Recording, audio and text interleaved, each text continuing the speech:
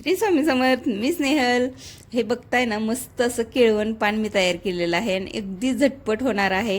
हे तुम्ही नैवेद्य वस्त्र किंवा कलश वस्त्र म्हणून सुद्धा यूज करू शकता. तर हे बनवण्यासाठी अगदी सोपी पद्धत आहे. घरातलंच एक छानसं मोठं ताट घ्या, त्याचं मेजरमेंट घेऊन तुम्ही मार्क करून घ्या आणि साईडहून पाव इंच ठेवून सगळीकडून कट करून घ्या.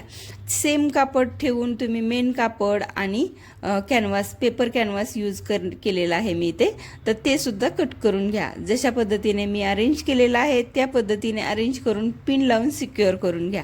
आता यामध्ये मी लेससुद्धा पहिलीच वापरणार आहे. तुम्ही त्याऐवजी हे पूर्ण झाल्यानंतर वरून लेससुद्धा लावू शकता.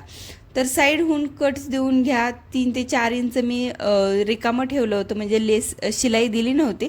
तिथून तुम्ही पलटी करून घ्या आणि परत ते तुम्ही पॅक करून घ्या. अगदी सोपी पद्धत आहे, प्रत्येक वेळी मी सांगतेच. आता यावरती छानशी डिझाईन काढण्यासाठी मी इथे ॲक्रेलिक कलर वापरते. तुम्ही फॅब्रिक कलर किंवा ॲक्रेलिक कलर कोणताही कलर यूज करू शकता.